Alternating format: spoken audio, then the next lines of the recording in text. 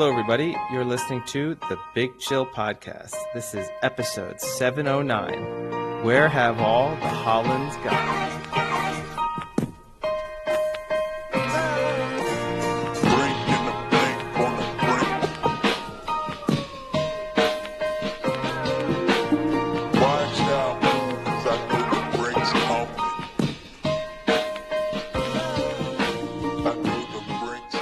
Chillians, welcome back to the Big Chill Podcast. Frank joins us with Eddie. Eddie, how goes it? Yeah, everything's going pretty well over here. How are you? Yeah, that's not too bad. I've been on a weird craving kick of, it's very specific, chicken Caesar salad wraps. I don't know why, but I've had one now 3 weeks in a row.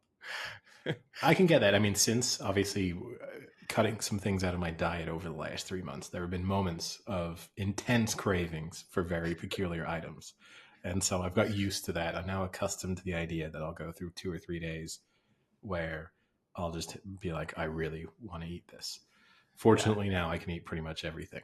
But we're back. Everything but fried food, like deep fried food. Back. That was 80% of your diet before this. It actually wasn't much of it, but like, yeah, okay, sure. No deep fried food. That's the only thing, which is not particularly. When is that breaking?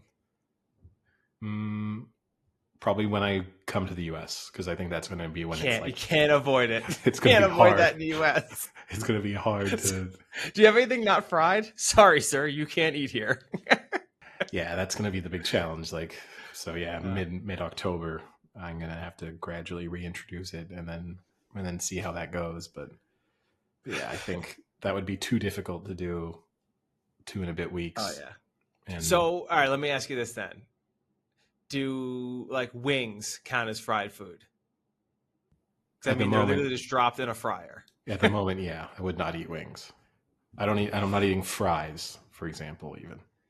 Okay. No. So day one, we'll go to Wingstop, and you can get a basket of fries and a basket of wings. No, I'm easing. No, I don't want to test it because when it doesn't go well, it's not particularly pleasant for the remainder of the day. So yeah. What about alcohol? That's mid-October. I'm back on the booze. As well. So here's what's gonna happen. Either this trip is gonna be like cathartic for you and you're just gonna be like, so nice, and everything's gonna go well, or it's gonna be disaster and it's gonna be Ascot 2.0. No, that shouldn't happen, but and not fully back on the booze, so I'm only going to be drinking beer or wine, no hard liquor. That's coming even back, at the races. That's coming back in 2025. Who says like, is this like, was this been announced? Yeah, I made a formal statement. There was a press release. No, I mean, medically, I could have been drinking alcohol now since the beginning of August. So this is just me choosing to give myself as long as possible to recover. But yeah, the doctors removed it from my no-go list a few weeks ago. But yeah, so far, haven't had any aside from.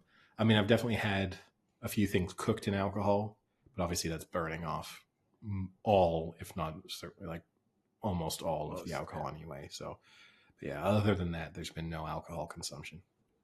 Well, hopefully when you come here, you don't hit the alcohol and the food too strong that you look like Michael Jordan did in his appearance at the Barcelona-Monaco match. I don't know if you saw, but there's a lot of internet speculation that Michael Jordan might have jaundice.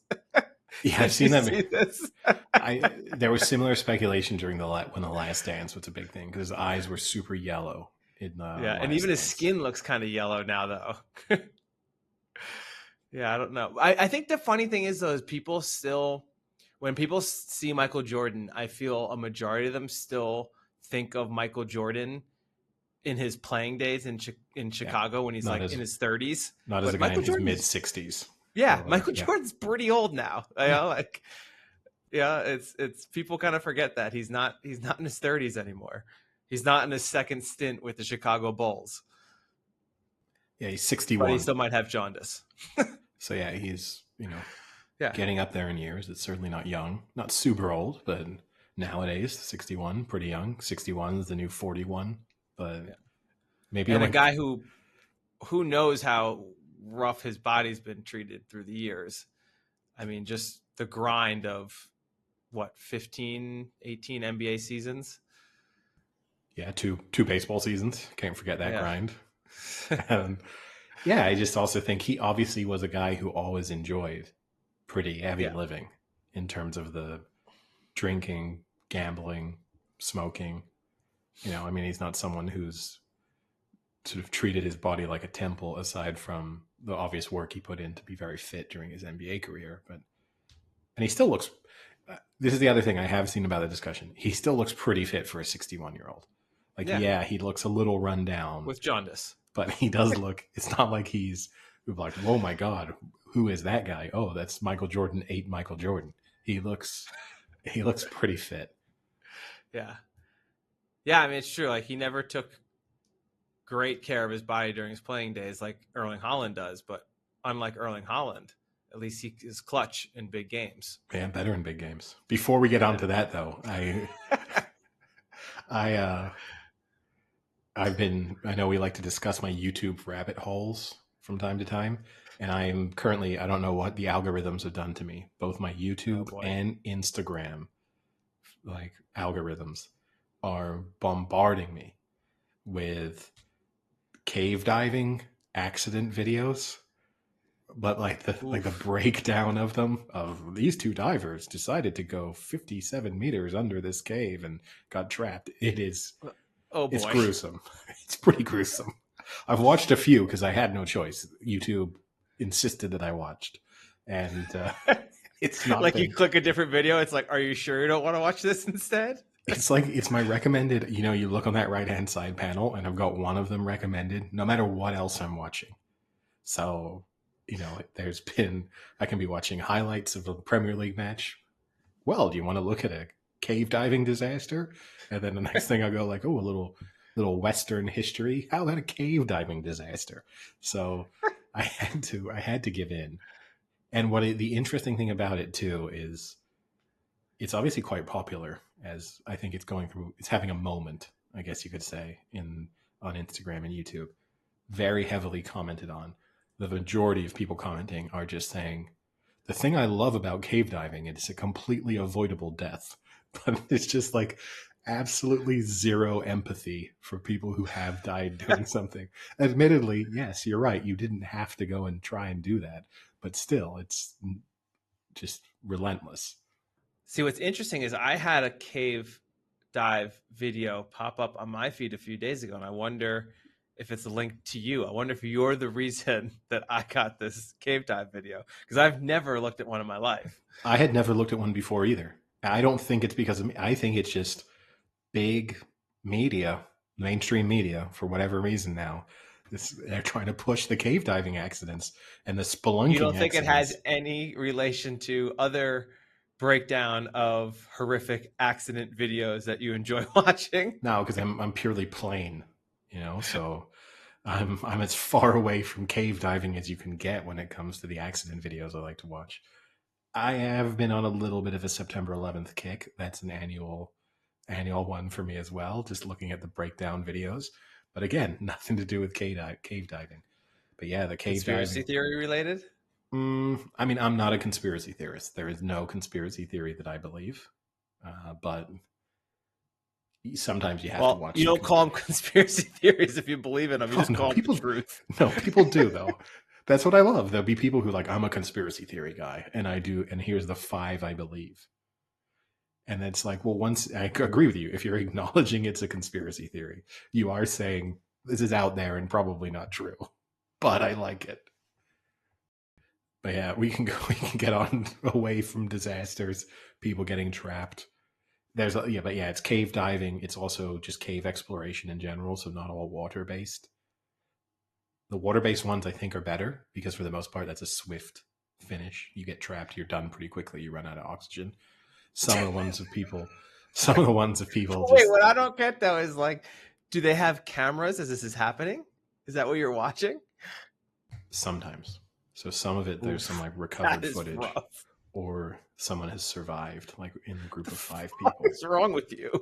And so you get some footage within it. You don't see them dying, but you get to see the path they went, and then it cuts to like a map of and this is where Frank realized he was going to run out of oxygen. And then it's pretty bad. You know what ones I do see occasionally as well? The ones, actually, yeah, I think you have done this to me. I've seen some cave exploration ones, but not in like the accident sense, in the like, would you ever try this? And it's people fitting into like these tiny little hole. Like, fuck off. Like, what is wrong with you? No, you have to. It's a special type of person who I get uncomfortable just watching the video. So I can't imagine being in it. Yeah. Like there's no, when you go into I would do most things for a large enough sum of money, which is a discussion I usually like to have, right? I actually think that squeezing myself through a very tight cave would be on the list of, no, there's probably not enough money to get me to try it.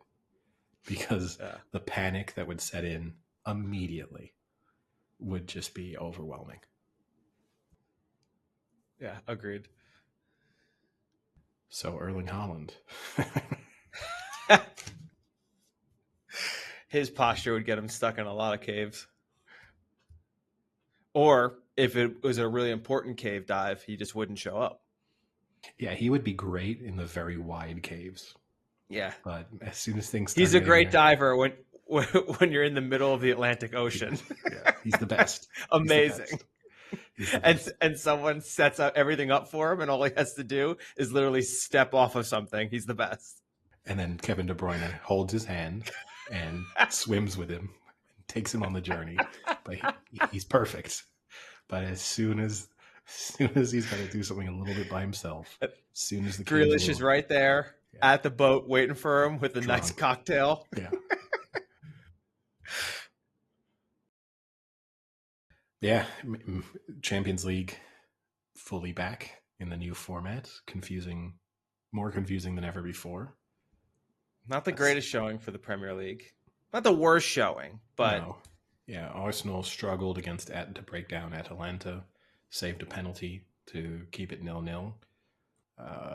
Liverpool, good result. So they were the kind of winners from an English perspective. And then, Manchester City... mostly in control against Inter Milan, who put in a very good defensive display. Gundogan missed 2 incredible chances towards the end of the match. But sort of the storyline coming out of it is the Erling Haaland no-show in big matches, which continues to be a theme of his Manchester City career.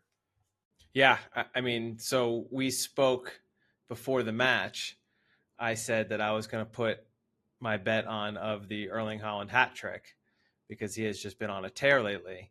But what I failed to realize is that the only thing we like discussing more about Erling Haaland scoring massive amounts of goals in a single match is how often he just quickly disappears into the background in matches that are of a higher relevance and or against a better opponent. And I should have quickly realized the real bet would have been Erling Haaland not to score, which probably was not that low of odds. If I think about it, it was probably like 1-2. Yeah. 1-2, 1-3. Like, it wouldn't have been a bad bet. No, and to put his record against big clubs in perspective, so against the big 6 in England, so Chelsea, Manchester United, Tottenham, Liverpool, and Arsenal, and the biggest clubs in Europe that he's played against for Manchester City, so Real Madrid, Inter Milan, and Bayern Munich, he has played that opposition 35 times and scored 18 goals. So that's roughly a goal every 2 games, 0.51 goals per game. And he scored in basically a third of those matches, if you look at it. Against all other opponents, he has played 69 matches for Manchester City, and he has scored 81 goals. Oh, I was going to guess. Sorry. So 1.1. I mean, that is crazy. 1.17 goals per game, and he has scored in basically 64% of the matches not against big teams. I mean, I guess the real question though would be, how does that stack up against other premier talent level players playing against big clubs? You know, like it sounds so drastically different because he just does so well against lesser opponents. But when you really put into perspective, he's scoring in, you said how many? 35% of those matches? Yeah, basically a third. It's not terrible. No, I If you're mean, scoring every 3 matches against the top 10 clubs in the world. yeah, I mean, look, prior to the Erling Haaland explosion, often the sort of rate that was thrown about for good strikers is 1 and 2. Like if you're scoring a goal every other game, and that wasn't narrowing it down to the quality of the opposition. So, yeah, I think most players would say that his record is good. It's just, when comparing it to the rate at which he scores against the rest of the teams, it looks poor. And again, it just goes back to the fact that he doesn't do much other than score. So when you're saying that in 2/3 of the matches against big teams, he's basically a passenger, that's when it starts to look a bit bad. It did feel like Manchester City were playing with 10 men against Inter Milan because Haaland really wasn't doing much. I mean, he, he only had a handful of touches. He wasn't involved in the chances that they really created either. So, now there's more complexity to it than that, right? Because just the threat he poses, for example, like, is Gundogan open for those two headers if there isn't the threat of Erling Haaland in the box? Probably not. It changes how Inter Milan or any other side are defending. So you can't just simply look at it as if he exists in a vacuum and it doesn't impact any of the other decisions that players have made. It will be interesting, right? Because he now faces Arsenal this Sunday. So another big test for him. Big match in terms of the top of the table in the Premier League, even this early in the season. And Arsenal, actually, the team that probably have done the best against Erling Haaland in his time at Manchester City. So we're a podcast that loves XG. In his last 3 matches against Arsenal, he has only had an XG of 0.24 across those 3 matches and has not scored a goal. Yeah, that's not encouraging. No, but again, he could score, 2 or 3 this Sunday, and it completely changes the narrative. It doesn't take much. And his record, so for Manchester City, the teams that he's faced the most, that's Manchester United, Arsenal, Liverpool, West Ham, and Chelsea. The teams he scored against the most, Wolves, he scored against 8 times. West Ham 7, Leipzig 6, United 6, and rather United. rather remarkably, Luton Town 6 as well. He's only played 2 times against them, right? Yeah. That's amazing. Wow. Yeah, I mean, other than that match and the Arsenal match, I mean, we mentioned Liverpool. Most of the other clubs won. Again, it's a very difficult system to understand what that means, but I guess all of the clubs you think would advance seem to have done something in the right direction towards advancement. Yeah, the exception, I suppose, being Barcelona, who lost 2-1 to Monaco, but they also had a player sent off 10 minutes into the match. So that, drastically changed the dynamic of that one. But so not a catastrophic result, but not a good one. But yeah, aside from that, most of the favorites either drew or won. There weren't too many surprises. And you had some big wins for a few of them. Bayern Munich, Celtic, Leverkusen as well. So yeah, it mostly went to form. And then you had some pretty unappealing matchups now that we are dealing with this expanded Champions League, which, look, if I supported one of the teams involved, I would be super excited about it. But when you're a neutral, it's difficult to convince yourself to tune in for some of those games. Yeah, I mean, we discussed off podcast that epic match of Brest versus Sturm Graz. Unreal. I mean, I've been waiting decades to see those two play. Yeah. And that looked great for Brest to somehow have their first ever European appearance be in the Champions League. That's not very common.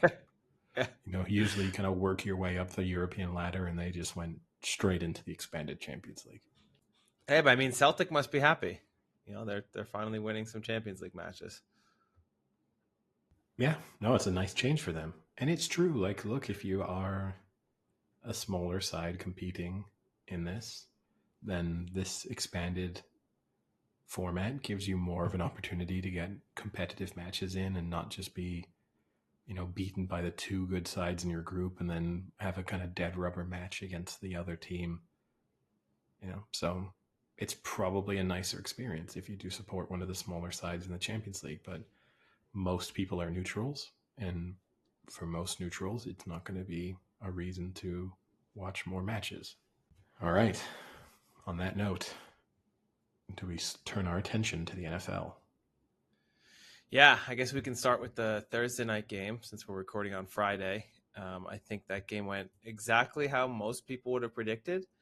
And I think we talked about this definitely off the podcast. I think I said it before the game that this is going to be the game where the Jets look great because for some reason the Patriots had one good week one game and everyone really overrated them, but they're actually a really crap team. And I they had 2 good weeks, right? They nearly and probably should have beaten the Seahawks. Okay. I think the Seahawks just kind of shot themselves in the foot 7 times in a row.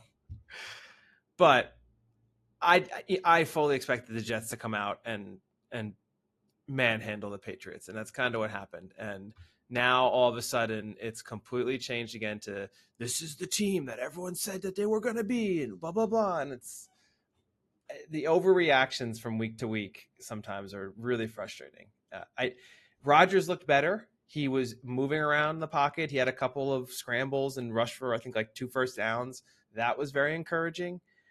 He still missed a good amount of throws. It almost looked like Garrett Wilson. Had Garrett Wilson not caught that touchdown pass, I think you were starting to see him get extremely frustrated with Rodgers. Like before that touchdown pass, there was 1 or 2 throws where he was like, you could tell he was pissed about how bad the throw was. And then later in the game, he missed them like 3 times in a row for good chunks of yardage. So he's definitely not the Rodgers that people should be expecting. Yeah, I think overall, right, it does not feel as if the chemistry with the Jets is perfect. And again, people, I think, are overreacting to that one clip of Rodgers coming off the field after the touchdown and pushing Robert Saleh in the chest. He kind of explained that away in a believable sense, which is Robert Saleh likes the chest bump, chest push. Yeah, it was weird. It's just 2 weird people. That's just 2 weird dudes. Yeah. I mean, look, Saleh's like a football guy, so it makes sense that he likes the chest stuff. And Rodgers a kook. Yeah. So I do believe that wasn't Rodgers being an asshole, but I still think when you look at everything across it, it feels like there's a lot of individual parts there where people could get exasperated with one another. And whether that's Rodgers' frustration, boiling over if people drop passes and stuff, or it's someone else with Rodgers or someone else with one of the coaches or coordinators, this season could go off the rails fast if things don't go well for them over the next couple of weeks. Yeah. I don't know if you saw this stat with Rodgers' pass to Garrett Wilson. Rodgers now has 525 career pass TDs, and that's the first one ever to a first-round wide receiver. It's pretty impressive. Yeah. I mean, it makes sense considering they refused to take receivers in the first round in Green Bay for like over a decade, but it's still impressive. But yeah, last night didn't radically change my opinions of either of those teams. We're starting to get into a decent sort of body of work. I think once you get to about week 5, you really know who teams are, unless they have big excuses like major injury worries that have hampered their first couple of weeks. And yeah, the Patriots are not particularly good, and the Jets are probably middle of the pack. and they'll do a good job of beating bad teams, but they're going to struggle against good ones. Yeah. Well, we saw them struggle against the Niners. So before we got into week 3, Bleacher Report via Instagram put up the most surprising stats through the first 2 weeks of the season. So I'm going to read these off. You tell me which one is the most surprising. The Saints have scored 91 points in the first 2 weeks. That's the second most in NFL history. Joe Burrow, Lamar Jackson, Trevor Lawrence, and Matthew Stafford have a combined record of 0-8. Derek Carr, Sam Darnold, Justin Fields, and Baker Mayfield have a combined record of 8-0. The Bears are averaging 3 yards per play. That's the worst in the NFL. Lions' success rate in the end zone in the first 2 weeks, 27.3%. That's really bad. In the red zone, you mean? Red zone, yeah. Success in red zone, yeah. Sean Watson getting a lot of heat. The Browns have 10 dropped passes in the first 2 weeks. Baker Mayfield's passer rating on deep balls, 152. It's a perfect record. Jalen Hurts' passer rating in fourth quarter, 43.2. That's all I got. Okay. So I think the most surprising would obviously be either the 8-0 or the 0-8 records. I don't know which way to lean on those. Probably the 0-8. If you thought of like what were the odds have been at all, looking at all of those stats, those would have been probably the biggest. So the 0-8 is probably the most surprising. Outside of that, going into the individual statistics, I would say it's the Bears averaging 3 yards, because they did have the best run game in the league a year ago. They haven't played super tough opposition, so you would have expected to have them have decent offensive output in the first couple of weeks, even with a rookie quarterback. So individual stat-wise, I would say that one's probably the most surprising. But overall, I would have given you big odds on that combination of teams being 0-8 through the first 2 weeks. Yeah. But I think if you went into 2023 and you asked me or you asked yourself, what are the odds I give that Baker Mayfield, Sam Darnold, Justin Fields, and I don't remember who the fourth QB was. I don't think it matters, that they're going to start off 6-0 or 8-0. I think you'd be pretty shocked. I would have been less so because my thoughts on Sam Darnold. So I mean, if you told me Justin Fields was going to be the starter, I would have been shocked. Yeah, but we'll see. Hopefully this week we get back to. There's a lot of tight games this week, so there's less room for major surprises, I suppose. But hopefully we get back to something resembling normalcy, because it's a little bit. I don't love seeing scores where it's like, oh my god, that team is. There's a big upset. There's a big upset. There's a big upset. I don't enjoy it quite as much. Yeah, I agree with you. But I think you definitely have normalcy setting in, because the Niners already have a major list of injuries. So yeah, George Kittle's been added to the list. Yeah. So no Kittle, no McCaffrey, no Debo. It's fine. This is the time of the season. No problem. This is the time of the season. If we just got to bring Jim Harbaugh back, who's got it better than us? Nobody. We got to. This is the time of the season you want to have the injuries. So if they're going to happen now. And the Niners are smart. They're happening now, and they're happening all together. And Kittle's such a great energy guy. I don't even know. He's probably not even really injured. They just wanted to throw him in so he can do rehab with the others and keep them around. You think it's that? You think he's on the injury report just so he can make sure Debo and McCaffrey are like happy while doing their rehab? Yeah, put him in the treatment room with them. Yeah. Make sure they call him the Joker. Exactly. Everyone's getting a deep tissue massage. It hurts, but you've got Kittle throwing some. Don't say that too loud. Deshaun Watson might request a trade. Everyone will be loving it. He'll keep the mood light. All right. So for our week 3 preview, I think, being honest, we probably would have both taken the Jets. Certainly money Yeah. line, probably with the spread minus the points as well, which would have been my first Thursday night win. Thursday night has not been kind to me so far. Seasons past, Thursday night has been where I've made my money, but this is my first Thursday night win. But I had a tough loss. I took the Jets with the spread, the under, Rodgers over 275, Brees Hall to score a touchdown, and I picked Stevenson to score a touchdown, and that's the only thing that didn't hit. So that was a shitty loss. I thought at least the Patriots would score a touchdown. yeah, well, to kick things off on Sunday, we have the Bears and the Colts, and the Colts are 1 point favorites. This is a tough one. Neither of these teams has looked exceptionally good. I think the Bears are 1-1, but I think that's more due to Will Levis literally throwing the game than the Bears really winning that game. It's an interesting QB matchup. So Caleb Williams, I think, improved from week 2 to week 1, but still hasn't looked great. And Anthony Richardson is a roller coaster and a wild card, to say it lightly. I don't know. I went back and forth. This is a no bet game for me, that I'll say. But I think I'll take the Colts here to win and to cover. Well, one of us has to be right because I am going to take the Bears on the basis that the Colts, through the first 2 weeks, have had the worst run defense in the league.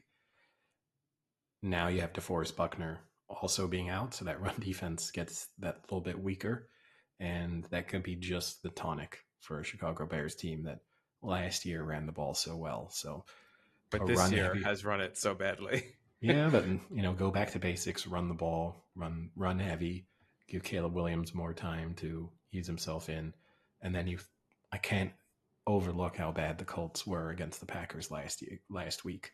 So, yeah, that was bad. This is not a no bet game for me. I really like the Bears. Yeah, nothing like betting on two shitty teams to get you really pissed off to start your day. Oh, brings joy in my life. 3 Anthony Richardson 80-yard touchdown passes is going to make you upset here. But 4 Caleb Williams 90-yard touchdown passes to cheer me up.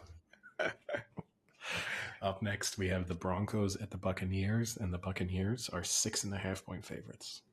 How do you feel about the spread? Do you think that's a fair spread? It's a little high. You think it's a little high? I think it's a little high. I'm not sure at Tampa. I'm not sure the Buccaneers should be a touchdown favorite against anyone. I don't think the Broncos are bad, but I don't love that. I mean, think as we've done the first 2 weeks. I think there's an adjustment, right? Teams are not as heavy favorites nowadays as they used to be. Like, you don't see as many 9, 10, 11 point favorites. Well, the Ravens were. How'd that work out? But the Ravens were 8.5 point favorites, I think. So this is putting the Buccaneers as one of the heaviest favorites of the season so far, and I do not love that. I'm gonna go with the Bucs here. I saw a stat: Bo Nix 35% completion percentage, 1.3 yards per attempt, 3 interceptions when pressured this season, and the Bucs are very blitz happy, second most blitzes in the NFL through 2 weeks. I expect them to understand that and pull the old Bill Belichick, pressure the rookie QB and let him make mistakes. So I think the Bucs are going to win this. I think they'll cover, but you are right with the stat here. The underdogs of at least 6 points are 8-0 against the spread this season, which is 6 points or higher, are 8-0 against the spread. So that's pretty crazy. That's an insane statistic right now, but this is the first one that's going to break that trend.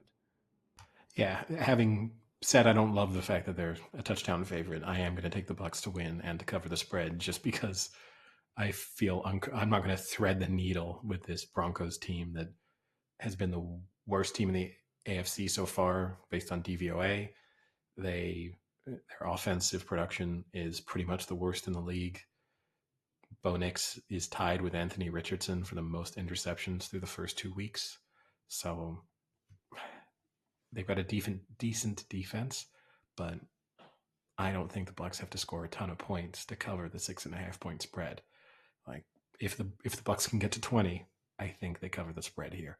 So for that reason, I have to take the Bucks, even though I could regret it slightly on Sunday night.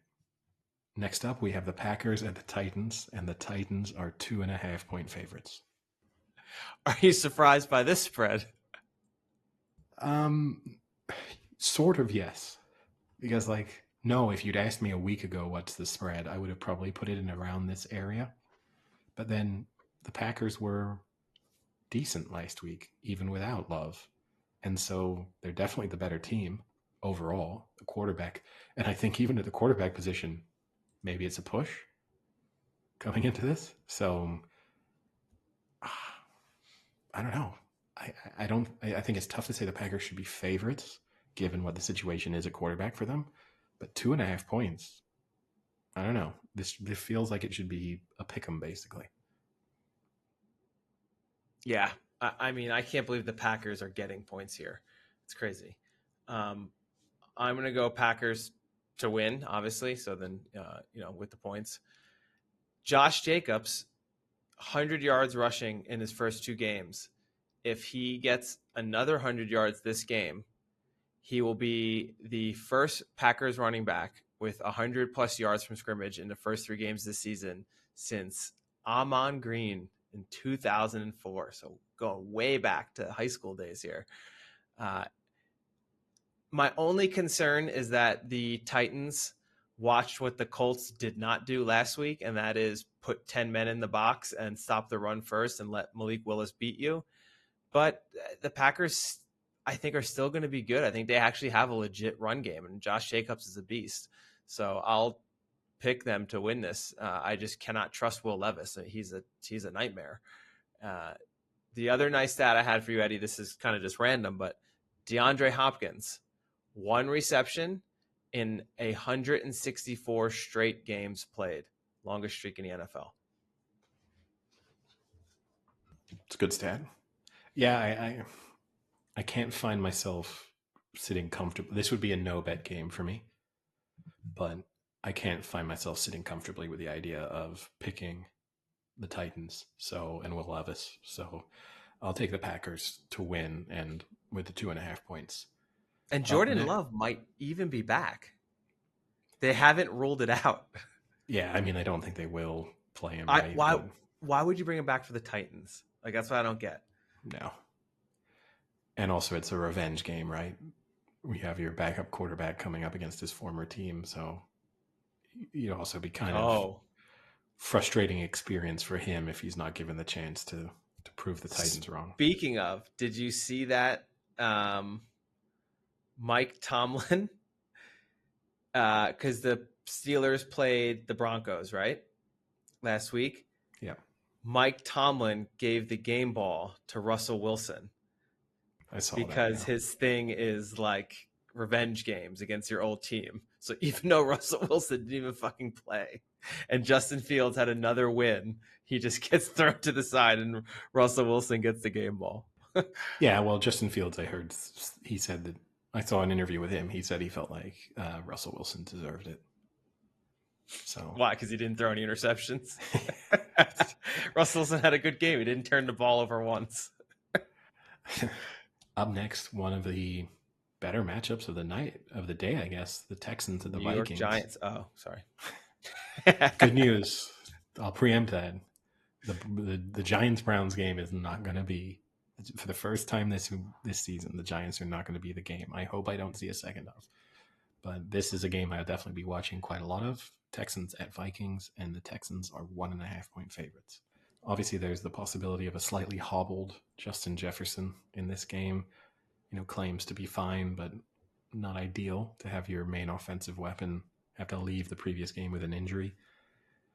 I do like Sam Darnold. I do think the Vikings will be consistently decent this season, but I'm surprised the Texans aren't a point or two heavier favorites in this one. They haven't been totally convincing so far. That week 1 win looks a little bit worse after what we saw the Colts do in week 2. Last week against the Bears, they were in control but never put the game fully away. But I still think they're too good for this Vikings team, which I just think they played the Niners at the right time last week. The Niners are also a really good matchup for them in terms of how their defensive scheme lines up against what the Niners like to do on offense. So yeah, I'm going to take the Texans to win and the Texans to cover. Yeah, I mean, the Vikings did beat the Niners. That's a nice win. But, I mean, that's Brock Purdy. I mean, we're talking about CJ Stroud here. This ain't no chump, okay? This is top draft pick. This is in a bottom of the barrel draft pick. Yeah, I think the Texans just have too much for the Vikings. Sam Darnold, can he have a good game? Yeah. Can he have 2 good games? Yeah. Can he have 3? No. Sam Darnold has never thrown 2 touchdown passes 3 games in a row. So don't expect much in game 3 here. Up next, your favorite team. I mean, this is a real tough one for you. You got the Chargers at the Steelers. The Steelers are 2.5-point favorites as they bid to start the season 3-0. There is a chance they'll have the best record in the NFL when all things are said and done on Sunday. They're up against a Chargers team that also undefeated so far, but strong possibility that Justin Herbert is not playing in this game. He has a high ankle strain. So mixed messages coming out of LA at the moment, and San Diego, which is where he goes for his ankle checkups. But I think if I were Jim Harbaugh and you do have Herbert with an ankle sprain, this is a game I would happily have him sit out against a vicious Steelers pass rush, where even if you're on top in the game, he's going to feel the pressure. He's going to get sacked a few times. I think you have to have an eye on bigger things over the course of the season. So I'm going to bank on Justin Herbert not playing, on this line shifting even more, and the Steelers being 4.5-point favorites at kickoff. And I'm going to take the Steelers to win and the Steelers to cover. I'm just going to have to hold out then till Saturday to put my money on when the line gets even bigger, because I'm all in on the Chargers here. What an insult to the Chargers to be the underdogs in this game, just running the ball down opponents' throats. And as Jim Harbaugh has said this week, let's find out what we're made of going against this vaunted Steelers rushing defense. Let's see. Let's put the metal to the iron, or whatever that phrase is. The metal to the hot part that melts it. I just think the Chargers here are too much. I think they are going to try and establish the run and get up early, and then have Justin Fields try and win them the game. And I don't think Justin Fields can win them the game. So I think the Chargers are going to really try and get to an early lead here to kind of pressure Fields into making some mistakes. And I think that's going to work out well for the Chargers. Surprise, surprise. Frank doesn't pick the Steelers against potentially a backup quarterback.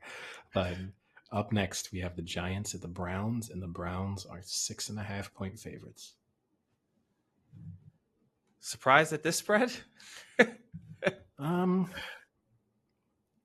A little. I mean, this does make them in Cleveland. Yeah, it does make them the joint second heaviest favorite of the weekend.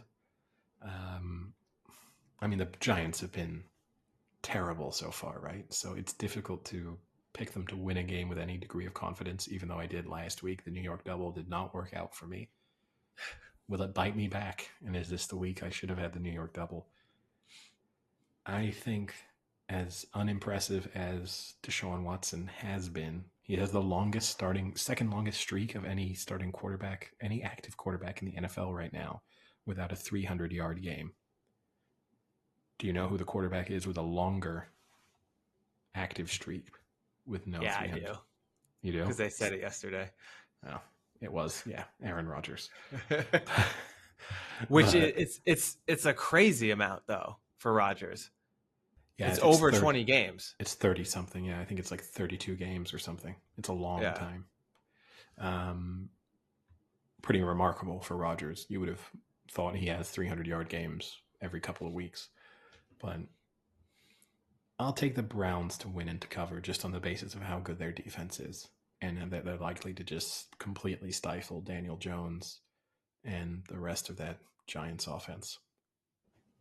Yeah. I mean, Dexter Lawrence was quoted today as, personally, I'm pissed because I hate losing with a passion. Well, then you got to request a trade because your entire career has been losing and it's not going to change anytime soon.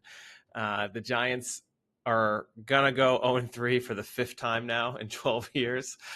Not a great decade and a half to be a Giants fan here. I just don't know how they win this game. I mean, if there's anything we know about the Giants is they struggle with pressure. And Myles Garrett is going to be in that backfield play after play after play. And on the other side, I just don't think their defense is going to be able to handle the Browns here. I will take the Browns to win, and I will take them to cover. All right, the last match of the early slate of games. It's the Philadelphia Eagles at the New Orleans Saints. This feels like two teams that I kind of feel sort of similarly about, which is I know. I don't think the Eagles are as good as they look sometimes. I don't think the Saints are as good as they have looked so far. The Eagles kind of threw that game away on Monday night against the Falcons. The Saints 2.5-point favorites. I'm just going to keep this one simple, and I'm going to take the team that I've seen be decent for longer. So I'm going to take the Eagles to win and the Eagles with the points. I'm going to go against it here. I'm going to take the Saints to win and to cover. I don't know. The Eagles defense is one of the worst statistically so far for the first 2 weeks. And they're going up against the Saints team that's averaging crazy numbers in every offensive category. So I don't see this offense slowing down against a below average defense. It could be a high scoring game here. This could be like in the 70s total points scored each 70 each. 78 75. That would be epic. That would be college football at its finest. That is an Oklahoma Texas game if I ever heard one. Yeah, I'm gonna take the Saints here. The stat I saw, Eddie, this is the craziest of all the stats I think I saw this week, but it's very niche. The Saints have covered their two spreads by an average of 32.5 points this season. Close. That is crazy. Could you imagine betting that? Be like, I don't know if they're going to cover the spread. Oh, just made it. Just made it by 30. Yeah, no, I mean, they're due a close one at some point, right? But if they can win this one somewhat convincingly, they'll keep that positive point differential relative to the spread going pretty easily. Now, up next, the time has come for the game I do not want to see a single second of.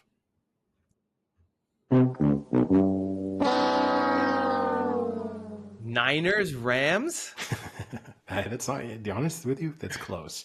But it's Panthers, Raiders, with the Raiders being 6-point favorites. The return of Andy Dalton. So a new quarterback under center for the Panthers, or a new old quarterback under center for the Panthers.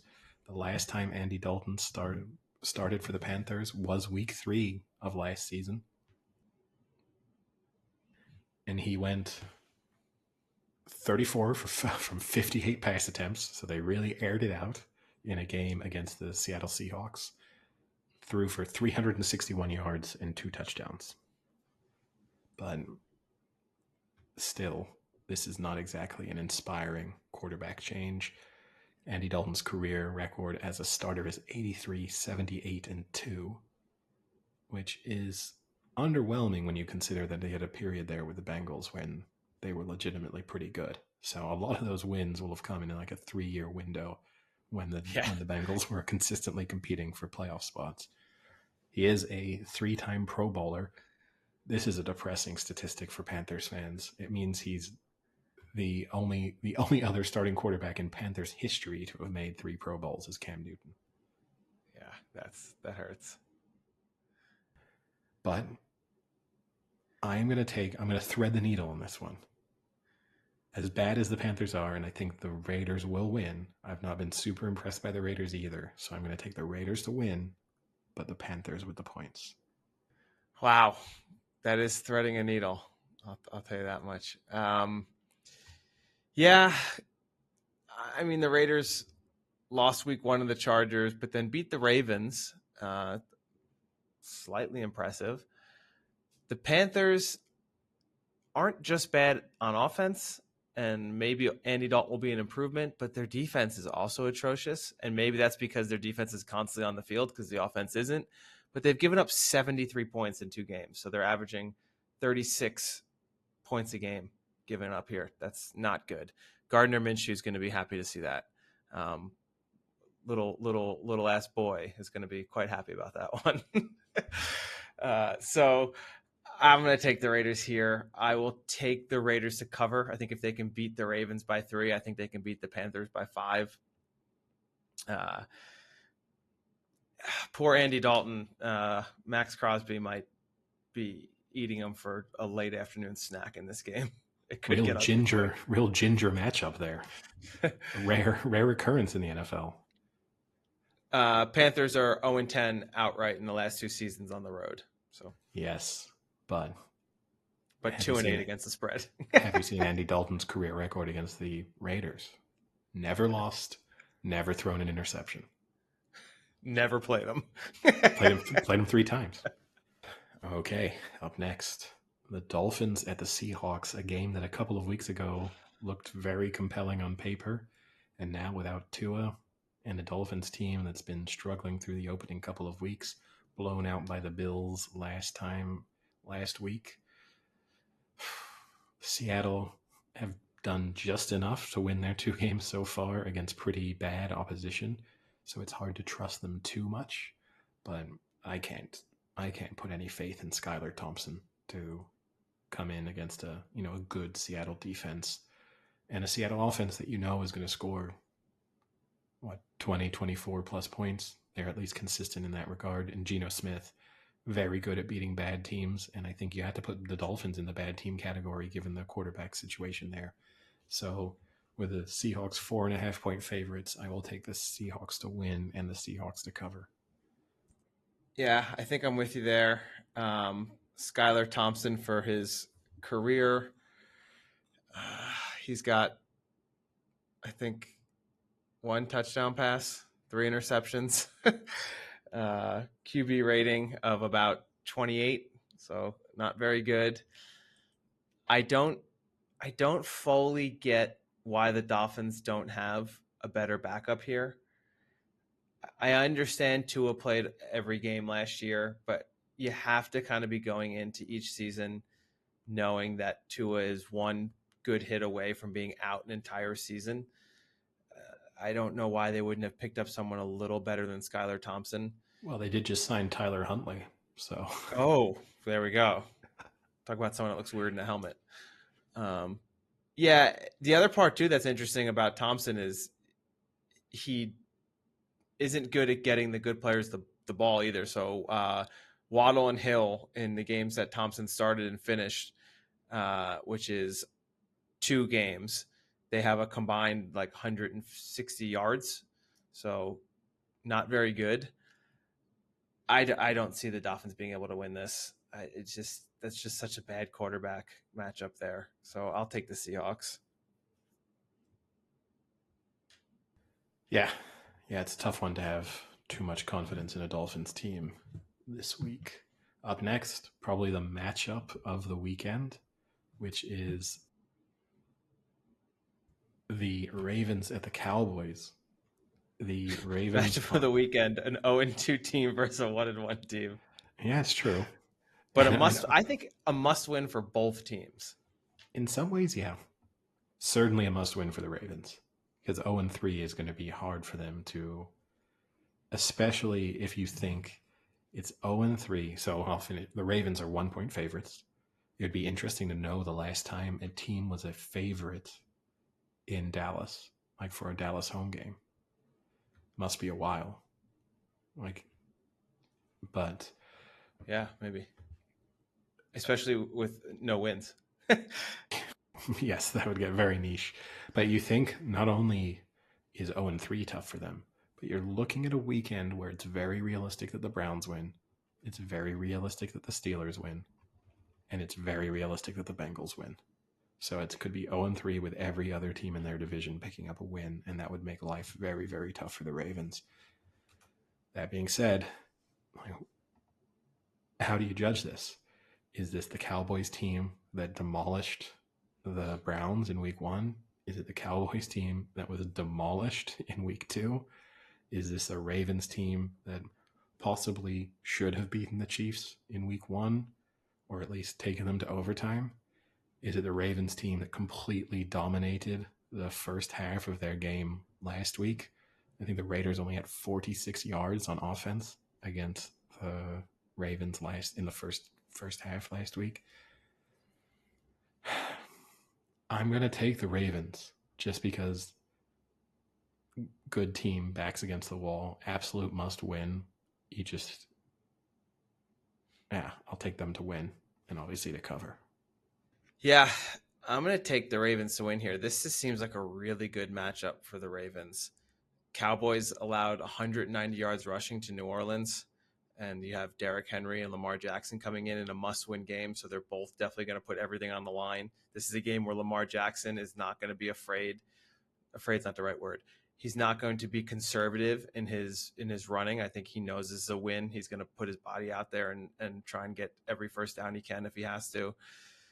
Cowboys are 1-5 all time against the Ravens. Worst record against any opponent in franchise history, so not a good matchup historically against the Ravens. And the interesting about the Ravens, yes, they're 0-2, but their offense is first in the league in total yards with 417 a game, but 14th in points with only 21 per game. So perhaps this is just, kind of an anomaly of the offense is actually not that bad, but they're just random not being able to get into the end zone kind of flukes, and that this will average itself out over time. And that's kind of what I think is going to happen against the Cowboys team that just let the Saints do whatever they wanted to them. So I'm going to take the Ravens here to win. And, slightly concerning, I think, then for the Cowboys if they lose back-to-back games against the Saints and the Ravens, teams that they would think they should be beating when it comes to playoff time. Yeah. No, I mean, I think, this is a tough spot for the Ravens. And, very few positives to take away from the opening 3 weeks. And look, you could have a realistic outcome here where the Cowboys only just beat the Ravens, and the Ravens could look at this and think, we could have beaten the Chiefs. We had a close game there. We should have beaten the Raiders, but we blew a 10-point lead in fourth quarter. And we could have beaten the Cowboys in Dallas, and we're 0-3. But we don't feel that bad necessarily about any of those losses. So it could be sort of season over under very strange circumstances. Now, a game that looks very different now in week 3 than it did preseason. The Lions at the Cardinals. The Lions 3-point favorites. I think most would have expected 2-3 weeks ago that the Lions probably would have been 6-7 point favorites coming into this game. Obviously, they've struggled in their opening couple of weeks, not looked super convincing.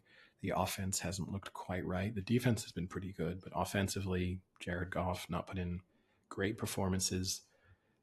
You even look back on that Rams win in week 1, their offense just ground to a halt in the third and fourth quarter. And then, fortunately for them, woke up in overtime.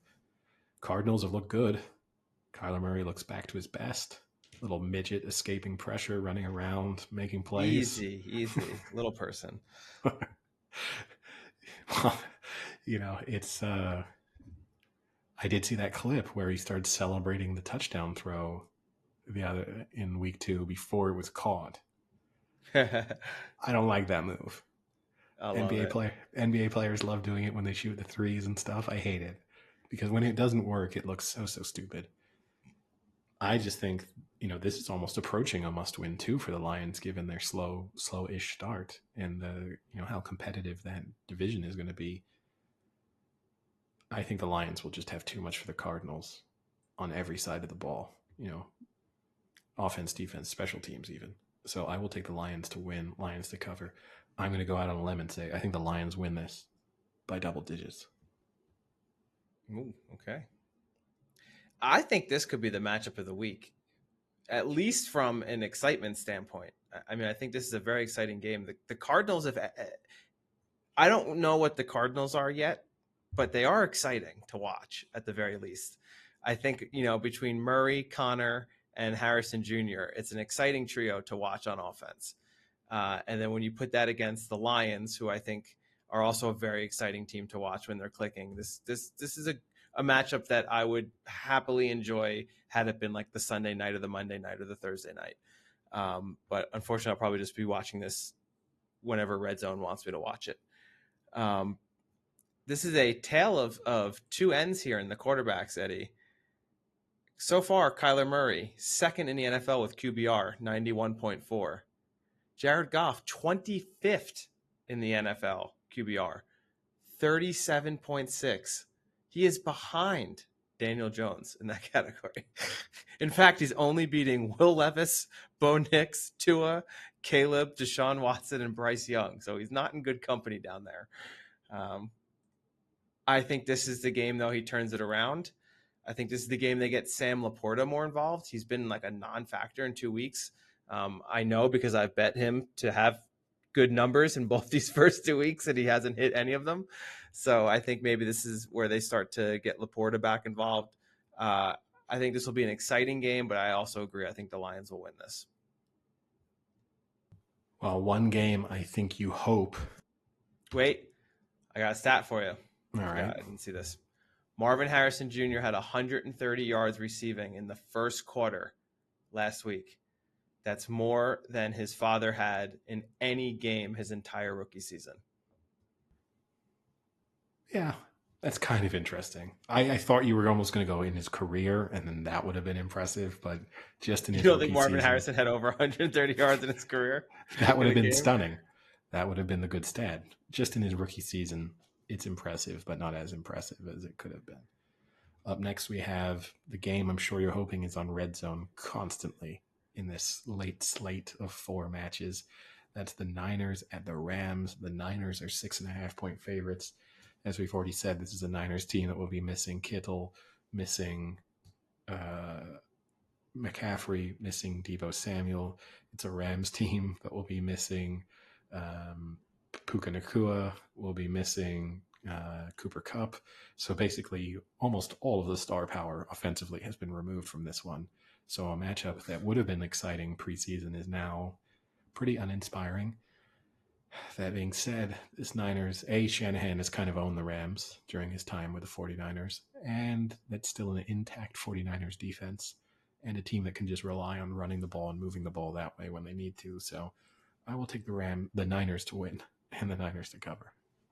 Yeah, I think it's going to be tough for the Rams without Cooper Kupp and Nacua, although Jameson Williams has been on fire this season. Sorry, not Jameson Williams. I was going to say Kyron Williams. Jameson Williams is the receiver for the Lions. Kyron Williams has looked pretty good, but that's not enough against this Niners team. I think, the Niners are really good at understanding what the opponent is going to kind of put in front of them to try and stop, and they're really good at stopping that first goal of whatever that offense is. So I think the Rams are going to come out and try and run the ball and try and establish the running game. I think the Niners will shut that down and force them to throw it, and they have no one to throw to. So I'll take the Niners here. You're right. This isn't a very exciting game with no star power, but it's still one team that could make the Super Bowl and one team that's going to be 0-3. Quite possibly, yeah. Now, to wrap things up on Sunday, we have the Chiefs at the Falcons. The Chiefs are 3-point favorites. I have to say, from a purely selfish standpoint, I am going to be taking the Chiefs to win, the Chiefs to cover here. I do not believe any of the Falcons' hype. And whilst they were pretty good on Monday night, I don't think they are good enough to hang with the Chiefs, even though I'm not the biggest Chiefs believer. But for purely selfish reasons, I hope this is an absolute blowout. I have a train at 7 a.m. on Monday morning, so I do not want to be staying up late to watch a nail biter in Atlanta. So hopefully this is the Chiefs showing us, the offense that we've seen from them at times, even if they're struggling to get Travis Kelce involved. I think they should have too much overall for this Falcons team. Yeah, I agree with you. I'll give you two Mahomes stats that maybe will sway anyone who's listening. The Falcons played zone in 76% of the time with their defensive coordinator. Patrick Mahomes has the most yards and passing touchdowns against the zone in the NFL since 2018. So that's looking good. Mahomes can also now set the record for most wins in the first 100 starts. So he's making his 99th start, and has 76 wins currently, which is tied for the most ever with what two quarterbacks since 1950, Eddie? Say the stat again, since So he has 76 wins in 99 career starts, which ties the most wins for anyone with 100 starts with two people. One is old and one is recent. I mean, the recent one, it's tempting to say Tom Brady just because of how good they were early. The only recent, it is Tom Brady. All right, I would have been almost Roethlisberger considering he won his first 16 games as a starter or whatever it was. Older one. I can give you the team. It's the Cowboys. Troy Aikman. Nope, older. I'm going to struggle to pick an even older. Put me Roger Staubach. Okay.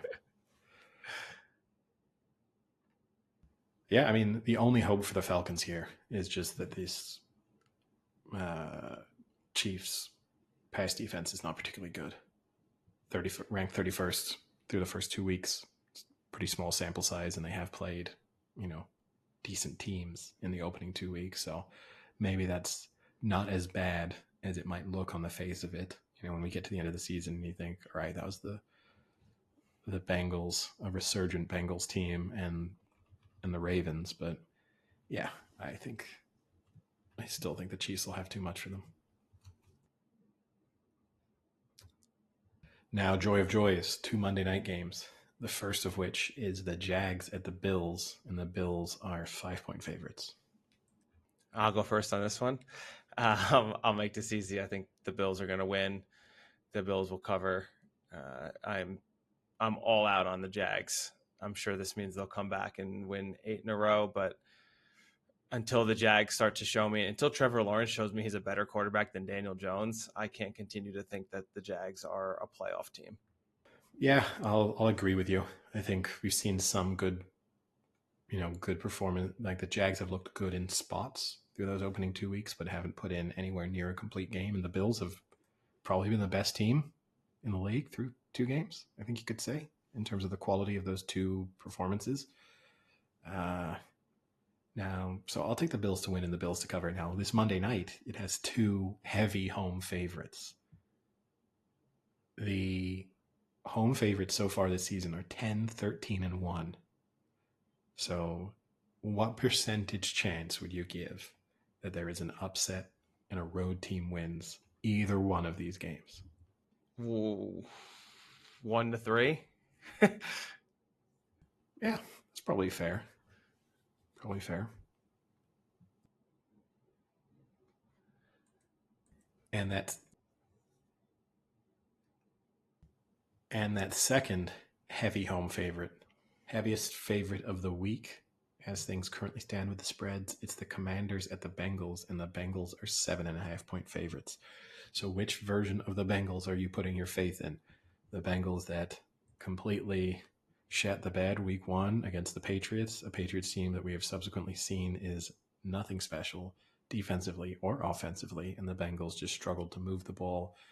I mean, the Patriots scored 16 points, and the Bengals couldn't win that one? Or is it the Bengals team that probably should have beaten the Chiefs a week ago had they been able to get 1 extra first down in the fourth quarter?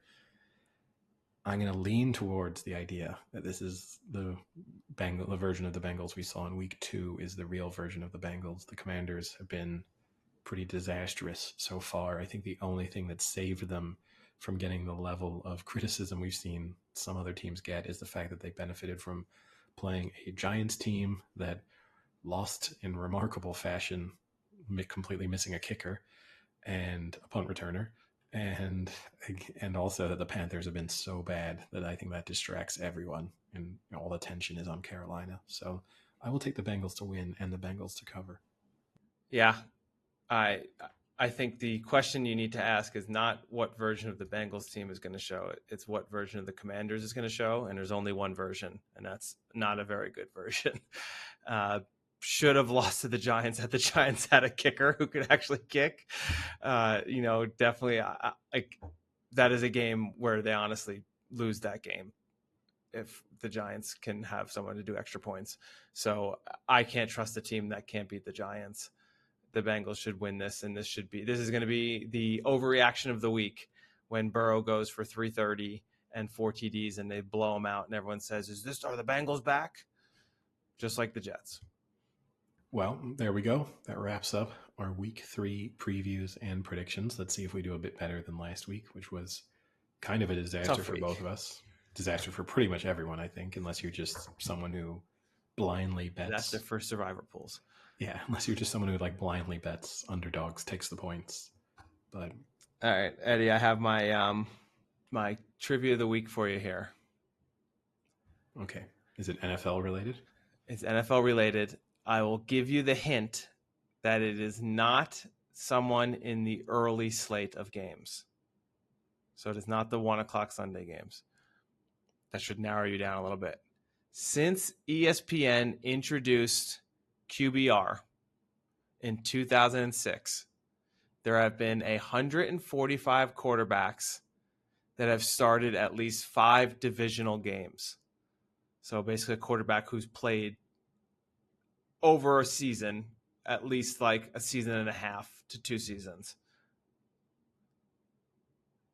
Peyton Manning has the highest QBR all time.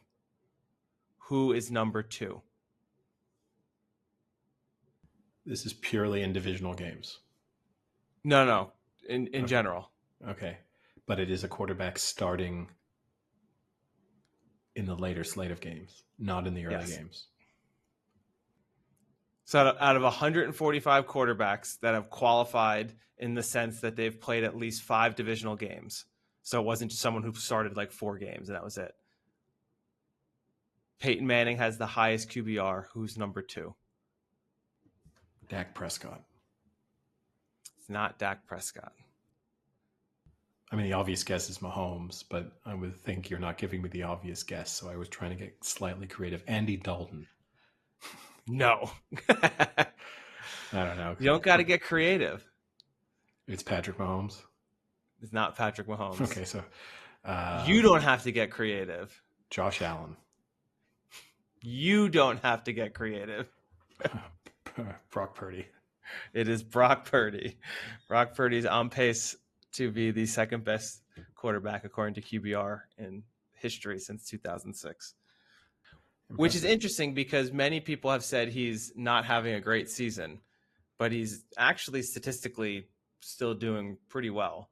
I mean, he's in the top 10 in QBR. He's in the top 10 in all like the categories. So he's still having a pretty good season so far. One preseason game seems to have got people flustered. Yeah, no, I think people really overreact, right? And so many people already have their minds made up about Brock Purdy that you have the staunch defenders who, even when he puts in bad performances, are going to pick out the good elements. And you have the people who really don't like him, who are going to focus on those losses to the Vikings or whoever else it is. And he could win the Super Bowl this year and they'll still say system quarterback, just the right situation to be in, nothing special. So I don't think Brock Purdy is someone who's going to change too many minds over the course of his career. All right. Any other sports or non-sports topics to discuss? I don't have any. I have a slight update in that I've watched season 2, episode 1 of Rings of Power. I want to hold all comments until at least get another one in me. But it was better than season 1. But we can discuss it. I'm trying to push through it. The issue again is it's a full slate of soccer, college football, and American football this weekend, so it makes it slightly tougher. But I will try and push through so that we're caught up before at least the season's over. So we can at least talk about the season finale before it comes out. Sounds good. I'm assuming there's 8 episodes in the season. Couldn't tell you. I would think it's already on like 6. Yeah. 8 or 10 usually, so we'll see. But other than that, yeah. I've also been watching a lot of Killing Eve. I'm never watched that show before, so I'm watching that now. It's pretty good. I've enjoyed the first 2 seasons. All right. Well, I don't have too much on the popular culture front, but yeah. All right. I guess with that, then we'll call it a day. Talk to you later. See ya. Cheerio.